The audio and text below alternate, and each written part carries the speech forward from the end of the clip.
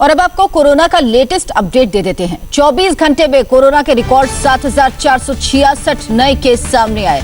तो 24 घंटे में 175 लोगों की मौत हो गई। वहीं देश में कोरोना केस की संख्या बढ़कर 1,65,799 हो गई। कोरोना से अब तक 4,706 लोगों की मौत हुई है। हालांकि रिकवरी रेट पहले से बेहतर हुआ। अब तक 71,105 मरीज रिकवर हुए हैं।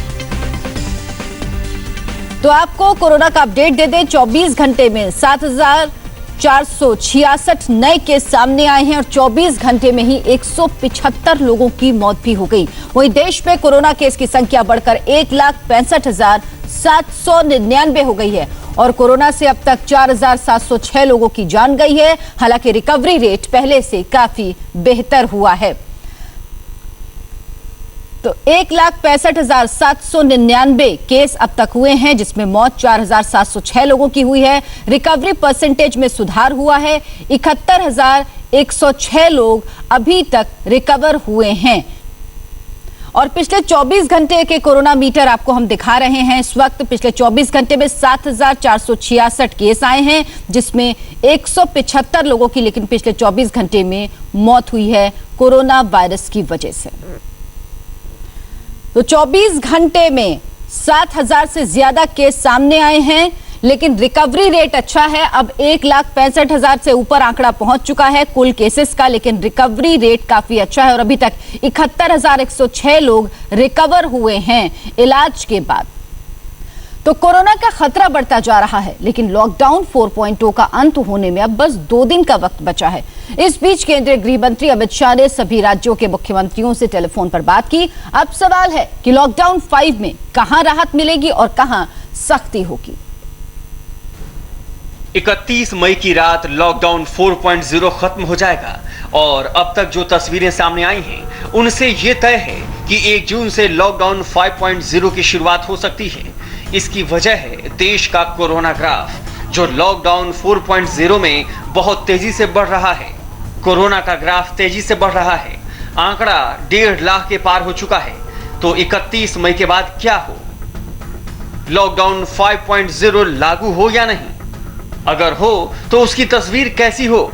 इन सब को लेकर गृह मंत्री अमित शाह ने तमाम राज्यों के मुख्यमंत्रियों से बातचीत की और उनसे सुझाव मांगे हैं। लॉकडाउन 5.0 पर अमित शाह ने राज्यों के सीएम के साथ फोन पर बातचीत की। लॉकडाउन 4.0 के वर्तमान हालात पर भी राज्यों के मुख्यमंत्री से चर्चा हुई। ये बात तब हुई जब कैबिनेट सचिव के अधिकारी गृह मंत्रालय को अपनी रिपोर्ट सौंप चुके थे। 2 दिन पहले कैबिनेट सचिव का राज्यों के मुख्य सचिवों और स्वास्थ्य सचिवों के साथ वीडियो कॉन्फ्रेंसिंग के जरिए मंथन हुआ। कोरोना से सबसे अधिक प्रभावित सिर्फ 13 शहरों के कमिश्नर, डीएम और एसपी को शामिल करके सरकार ने साफ संकेत दिया है कि लॉकडाउन 5 के दौरान मुख्य जोर कोरोना के बड़े हॉटस्पॉट पर ही होगा। पूरे देश में 70% पॉजिटिव केस इन्हीं 13 शहरों से हैं। मीटिंग में महाराष्ट्र की ओर से मुंबई, ठाणे, पुणे के अधिकारी शामिल हुए थे। तमिलनाडु की ओर से चेन्नई, तिरुवल्लुर और चेंगलपट्टू के अधिकारी शामिल हुए थे। बैठक में दिल्ली के भी अधिकारियों को बुलाया गया था। इसके अलावा बंगाल के कोलकाता, मध्य प्रदेश के इंदौर पर भी बातचीत हुई। राजस्थान के जयपुर और गुजरात के अहमदाबाद पर भी मंथन हुआ। ऐसे में उम्मीद है अब इन्हीं शहरों पर लॉकडाउन 5 में सबसे ज्यादा फोकस होगा। देश के बाकी हिस्सों में पहले से अधिक छूट दी जा सकती है। इस वक्त देश में लॉकडाउन का चौथा चरण चल रहा है। हालांकि चौथे चरण में केंद्र सरकार ने राज्यों को शक्ति दी थी कि वो लॉकडाउन के नियम खुद बना सकते हैं, जिसके बाद तमाम राज्यों ने लॉकडाउन के वर्तमान चरण में अपने अपने हिसाब से लोगों को कई तरह की छूट दी। लेकिन 13 जिलों में जिस तरह से मामले बढ़े हैं, उसके बाद ऐसा लग रहा है कि केंद्र सरकार कुछ अपने तरीके से भी इन शहरों के लिए नियम तय कर सकती है। दिल्ली में मेट्रो खोलने की जो तैयारी हो रही है, उस पर फिर से विराम लग सकता है। किसी भी राज्य को स्कूल, कॉलेज, यूनिवर्सिटी को खोलने की इजाजत नहीं दी जाएगी। मॉल और मल्टीप्लेक्स को अब भी बंद रखा जा सकता है। 31 मई को प्रधानमंत्री नरेंद्र मोदी मन की बात करेंगे। उम्मीद है मन की बात में पीएम मोदी लॉकडाउन 5.0 को लेकर कुछ बातें साफ कर सकते हैं। हर लॉकडाउन के बाद जिस तरह से सरकार ने छूट देकर अर्थव्यवस्था को पटरी पर लाने की कोशिश की है, इस बार भी और ज्यादा छूट देकर जान भी और जहान भी के फिलॉसफी को आगे बढ़ाया जा सकता है। अब सवाल है, अगर राहत मिलेगी तो कहां मिलेगी? कंटेनमेंट जोन को छोड़कर धार्मिक स्थलों को सख्त नियम और शर्तों के साथ खोला जा सकता है। सैलून और जिम को भी सख्त नियमों के साथ खोलने की इजाजत दी जा सकती है। शादी और अंतिम संस्कार में पहले से ज्यादा लोगों को शामिल होने की छूट दी जा सकती है, लेकिन यहां भी सोशल डिस्टेंसिंग का पालन करना होगा। ग्रीन जोन में सोशल डिस्टेंसिंग के साथ स्थानीय परिवहन को इजाजत दी जा सकती है। लोगों के जहन में बस एक ही सवाल है कि लॉकडाउन 4 के बाद क्या होगा? क्या कोरोना से जंग में जिंदगी ऐसे ही घरों में बंद रहेगी या राहतों और रियायतों की बरसात होगी? राज्य सरकारें राहत और रियायत तो दे रही है, लेकिन खौफ भी पसरता जा रहा है, क्योंकि मौत और मरीजों का ग्राफ बढ़ता जा रहा है।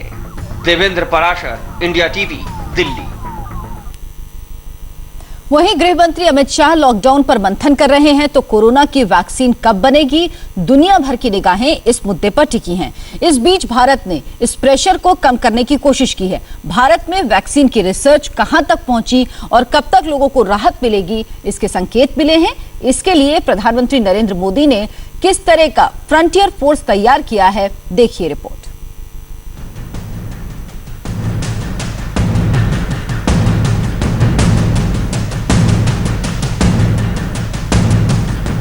आजकल लोगों के कान बस एक खुशखबरी सुनने के लिए तरस रहे हैं, और खुशखबरी है, कब कोरोना की वैक्सीन आएगी, कब कोरोना दूर होगा। तो एक बात जान लीजिए, कोरोना की वैक्सीन के लिए दुनिया भर के देश 100 मीटर वाली स्प्रिंट रेस की तरह भाग रहे हैं। हर कोई उस आजमाइश में जुटा है जिससे कोई खुशखबरी मिल जाए। तो आपको बता दें कि दुनिया भर के देशों को भारत से बड़ी उम्मीदें हैं। वैक्सीन बनाने में आमतौर पर 10 से 15 साल का वक्त लगता है, लेकिन कोरोना काल में ये वैक्सीन बनाने का काम 1 साल के अंदर वैज्ञानिकों को पूरा करना है। इतना ही नहीं, एक वैक्सीन को बनाने में 15 से 23 अरब रुपए की लागत आती है, लेकिन कोरोना से हो रही लाखों लोगों की मौत के प्रेशर ने इस बजट को 150 से 222 अरब रुपए तक पहुंचा दिया है। अब आप समझ सकते हैं कि भारत सहित दुनिया भर के वैज्ञानिकों पर कितना प्रेशर है। इसीलिए भारत ने बहुत बड़े स्तर पर वैक्सीन बनाने के लिए फ्रंटियर फोर्स तैयार की है।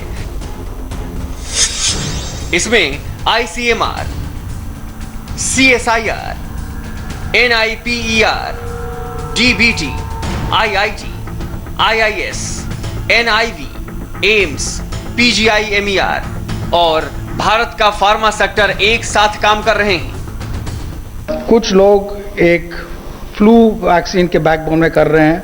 वो लगता है कि वो लेट प्री क्लिनिकल स्टेजेस में है। अभी लगता है कि अक्टूबर इस साल तक वो प्री क्लिनिकल स्टडीज़ हो जाएगी। कुछ और फरवरी 2021 में एक प्रोटीन बना के तैयार रहे हैं। और कुछ स्टार्टअप्स हैं, जैसे हमारे इंडियन इंस्टीट्यूट ऑफ साइंस में और दूसरे जगह स्टार्टअप्स हैं जो बड़े कंपनी के साथ यहाँ और बाहर कोलैबोरेट कर रहे हैं और वैक्सीन बना रहे हैं। ममता के बंगाल में भी धीरे धीरे कोरोना ग्राफ बढ़ता ही जा रहा है। कोलकाता शहर रेड जोन में है, लिहाजा कोलकाता में कोरोना से लड़ाई के लिए एक नई तरह की कोशिश हो रही है। वंडर स्प्रे के जरिए रेड जोन को ग्रीन करने की कोशिश हो रही है।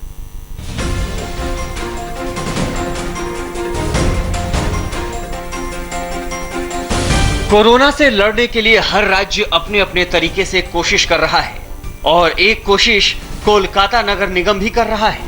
हालांकि ICMR की ओर से कोई सर्टिफिकेट नहीं मिला है, लेकिन स्थानीय तौर पर दावा किया जा रहा है कि इस स्प्रे से कोरोना की जंग में फायदा बहुत हो रहा है।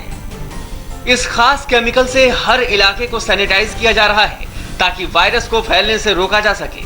लेकिन दावा है कि ये केमिकल कुछ अलग है, और अलग इसलिए है क्योंकि इसका शरीर के किसी भी हिस्से पर कोई नुकसान नहीं है। यहाँ तक कि नाक, आंख और चेहरे पर भी इससे स्प्रे किया जा रहा है।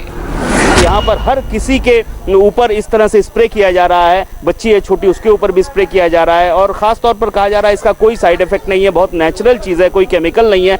इसको अगर आप मुंह में भी ले लेंगे, आंख में भी चला गया तो कोई दिक्कत नहीं है। इस वक्त चेतला के बस्ती इलाके में इस तरह का स्प्रे किया जा रहा है और दावा किया जा रहा है कि इससे किसी भी तरह का वायरस मर रहा है।